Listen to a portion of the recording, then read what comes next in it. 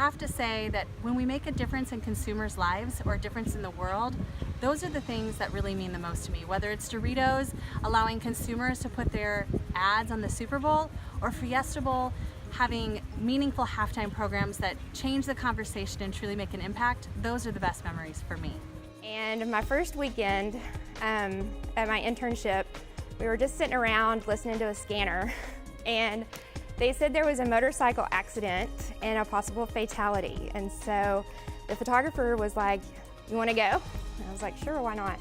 And we are on the other side of the highway filming. It's August, 100-degree weather, completely new black paved asphalt parking lot. And I start to fall as I've got heat exhaustion. And I realized at that point the news was probably not the best place for me. To be able to do what I get to do every single day, we help brands connect with their audience through branded digital content. To take a person or a brand that might be apprehensive about doing digital content or broadcast content, to help them see what how creative their brand can be, and then the metrics, the return on investment that they desire is achieved, it doesn't get any better than that. It's a lot of great energy, it's a lot of hard work, but it's a lot of fun and very rewarding.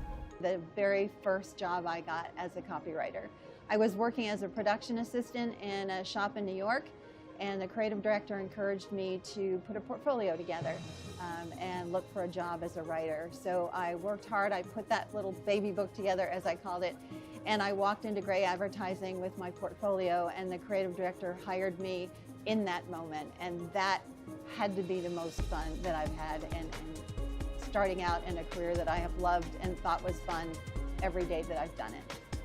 I think the biggest moment for me is when I really learned that I could make a big difference by being an agency leader. We had signed the Invictus Games, which is Prince Harry's, his games for Wounded Warriors. We had the opportunity to send 2 people to DC to shoot the athletes for the campaign we created. And I bowed out, and I let my 27-year-old art director, designer go. And I realized that the more I can give inspirational opportunities to my people, I become so much more inspired. One of the most fun and inspiring projects that I've had the opportunity to work on was Carritos a Journey. The main purpose of the spot was to promote diversity and inclusion, and you could definitely tell that everyone in set believed and felt this. So being from the South and going to LSU, you know, go Tigers, college football is life. And so one of the very first projects that I ever worked on was a campaign for College Game Day with the Home Depot. And that was awesome. One, because I was a target audience.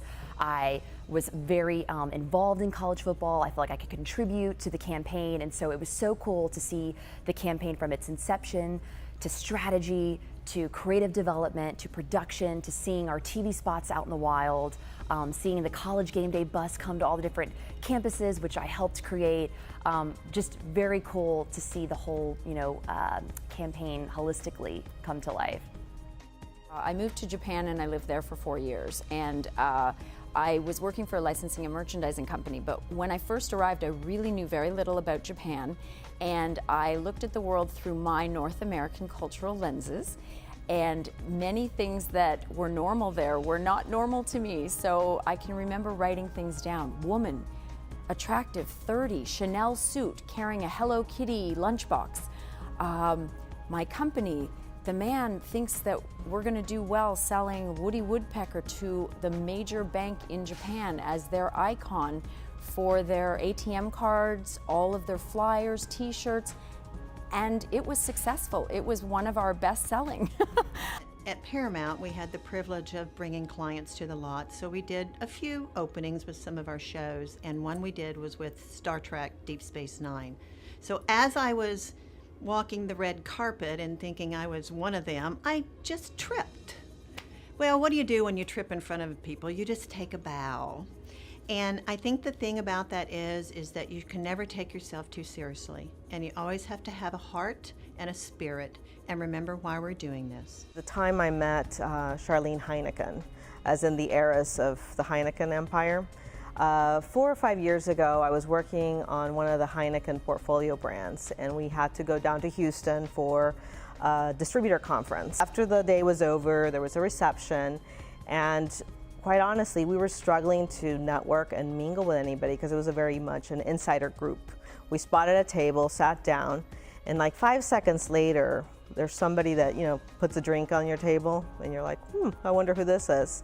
And it was actually the chairman of Heineken. I spotted there was a woman behind him who was Charlene, his wife, as in the heiress. And I walked up to her and I introduced myself, and 20 minutes later, I learned about her life. She was very open, very positive, but very down to earth. And it was just a great lesson on, even though she's the 10th richest woman in the world, how she could just be so down to earth and polite and graceful.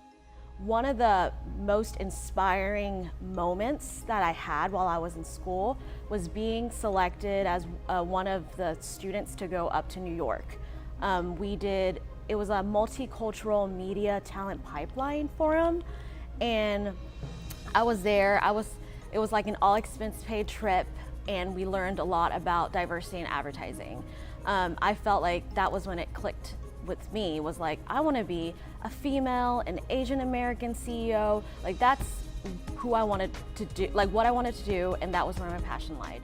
About 8 years into my career, I left a stable, secure broadcast television station and went to a startup. And it was people that I really respected. We weren't even on the air yet. We were taking over the signal from the home shopping network. And we were literally going to flip the switch one morning. It was a Saturday, and we were flipping it at 4:30 in the morning. And so we showed up, orange juice and champagne and PJs on, and we sat as a team and flipped the switch. We watched it go from, do you want to buy this watch, to what our programming was. We were shooting for Texas Tourism out in Palo Duro Canyon, and we were going to go out to this landmark called the Lighthouse, which is this rock formation. And we had to ride about a mile out on trail horses. So we rode out and got to location and had to wait for the perfect light, you know, the sun setting and everything. So everyone went and sat up on this hill. And I wasn't paying attention to what I was doing, and I sat down next to the account director, but onto a cactus. So in front of everyone, the director, clients, everyone, he's pulling out the cactus needles out of my bum. The ability to build out a team and be even beyond an advertiser, an educator, and helping those individuals grow and realize what their skill sets are and their passions, and seeing them come together as a team to solve a problem. At the very beginning, I got that loan, but I had no place to work. So my husband had a casting facility, The Call, and he had 2 corner offices that he gave me, and in between was a bathroom. And we hardwired that equipment and taped the toilet shut and put all of our tape decks on top. And we edited a Super Bowl commercial in those temporary spots. It was when the Cowboys were going to the Super Bowl with Emmitt Smith, and we did a Reebok commercial with Emmitt in our 2 little corner offices right then. I think what's been most defining for me is along this journey are the people that I've met and the friendships I've made, the connections. One of the best pieces of advice my mentor gave to me was always take a meeting, and I've never regretted that. I've met amazing people, and to this day I love what I do, I love who I work with, and that I get to do it every day, so I feel very blessed. It's been good.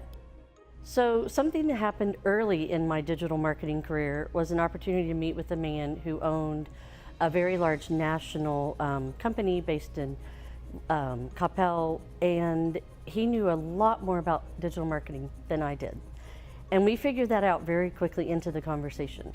And in a way that wasn't demeaning, but actually supportive. He leaned over and he patted me on the hand and he said, "You're gonna figure this out."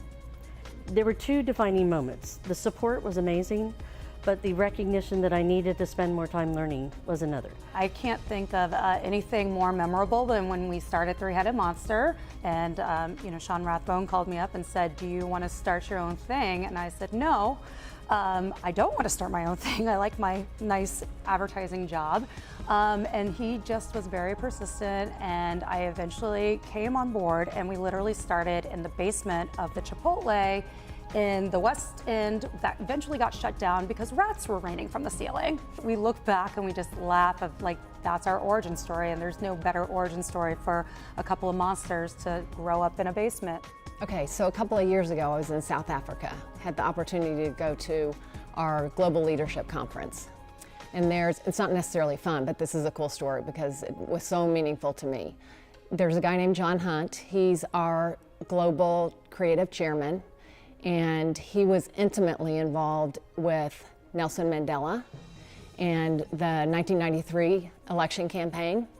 He actually ran it for Nelson Mandela, and he spent an hour talking about the leadership lessons that he learned from Nelson Mandela. And there was two quotes that are Mandela quotes that I took away that I thought were really meaningful to me. And one was, lead from the back, make people believe that they're in the front. And the second one was, it always seems impossible until it's done. That's so true, right?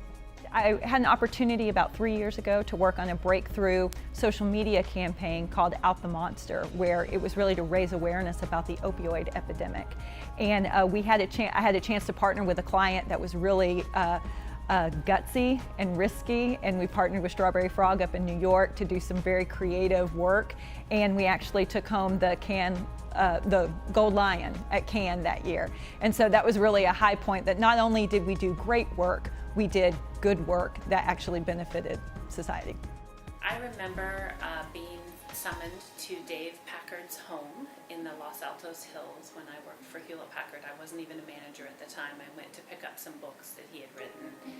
And I was greeted by the housekeeper, taken on a tour for 2 hours, sent away with 4 pounds of apricots that were grown on the property. And the real message there is, as an employee, I was part of the family.